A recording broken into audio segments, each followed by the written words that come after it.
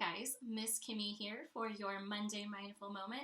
It is a wonderful day today because you are here and you are in it, and I'm so thankful that you are joining me today for our second video of our Frozen series, where I take the movie Frozen and Frozen 2 and apply some of the things that they talk about to our daily lives. Today we are talking about stress and that feeling of maybe anxious or anxiety when you can't really see what's going to happen in the future and there's that unknown factor or what you can't control. So I call today's lesson Controlling What You Can When Things Feel Out of Control, which is a line from Frozen 2. So without further ado, we'll get started with my little Frozen 2 lesson. So, if you have not seen Frozen 2, that is totally okay, but there is a moment where things seem kind of chaotic, and Olaf says that he's playing a game with some of the kids that they're calling Controlling What You Can When Things Feel Out of Control. So as you can see, they are putting icicles on his face to make him have a beard. And that seems like a really simple thing, but it's a way for the kids to focus on something present versus the big picture and a lot of unknowns that are going on.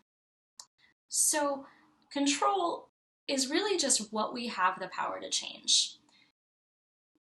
Frozen 2 talks a lot about change, and change is a part of life. Some changes we can control, and some we can't. So we have to figure out how we deal when there's a lot of unknowns and things feel out of control. A lot of times when things feel out of control, we can become stressed, we can feel overwhelmed, like everything is, rushing on top of us, and we can have some really big emotions that we just don't really know how to handle. So when we feel those things, we need to take a minute and figure out what is going on in our body, in our heart, and in our mind. So first we want to look at our body. So I want you to think about, okay, where am I feeling things right now in my body when I'm stressed? Do I feel hot? Do my muscles tense up? So a really easy way to figure this out is just drawing a picture of, your body. It doesn't have to be like super detailed, but just like that I have right there. And you can circle or you can color where you're feeling stress in your body so that you can identify it. So for example, if you're feeling your face get really hot, something that you could do is simply splash some cold water on your face. You could also have a glass of water and between each sip, take a deep breath. That will naturally just relax your body and help you cool off. If you feel tightness in your shoulders, something that I like to do a lot is roll my shoulders back. So I would take 3 big shoulder rolls backward, and then I would take 3 shoulder rolls forward. And if I'm still feeling really tight, if I'm still feeling really anxious, I could do some big arm stretches like this to help me relax my shoulders. Another one, a lot of times, sometimes you might feel some tension in your hands. Your hands might clench or feel really tight. What you can do is just take each finger and stretch it out. Because this simple thing is going to force you to slow down, take some deep breaths, and figure out where your stress is. You can also, something I also really like to do is do a roller coaster with my hands to stretch out my wrists and shake them out like this. So that's a really good way to do that as well. Then we want to look at what's in our heart, what we're feeling in our heart. So we have to figure those out, right? Just like we talked about last week, we have to play detective and think, where are my feelings coming from? Who are they directed to? And really, what are they? So one thing that you can do that's really easy is draw a big heart and write down every feeling that you think you are having right now. Or you could just write down every feeling you can think of and circle the ones that you think that you're actually having. If writing is kind of hard, if you don't really like writing or spelling is really hard for you, you could even just color your heart. So if you're feeling really sad, you could color it blue. Or if you're feeling really angry, you could color it red. Or if you don't know what you're feeling, you could just do a whole bunch of colors.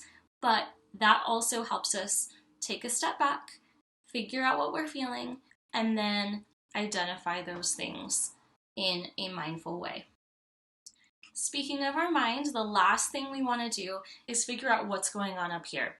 So, one thing you can do that's really simple, write down everything that you're worried or stressed or anxious about on a sticky note or a separate piece of paper.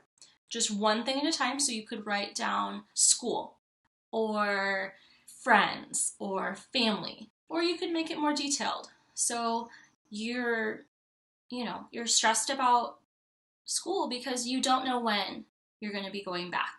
So you could write that down. Then after you have all of those sticky notes or those pieces of paper, you're going to make 2 columns. One that says what you can control and one what you cannot control. I bet you that you're going to have at least one thing that you can control on there. So, and that's what we want to focus on when things get really stressed out. One example from Frozen 2 is Olaf and Gale. Gale is the wind spirit that they meet, and the reality is we cannot control the wind. Sometimes it's really big and overwhelming. Sometimes it's a nice light breeze.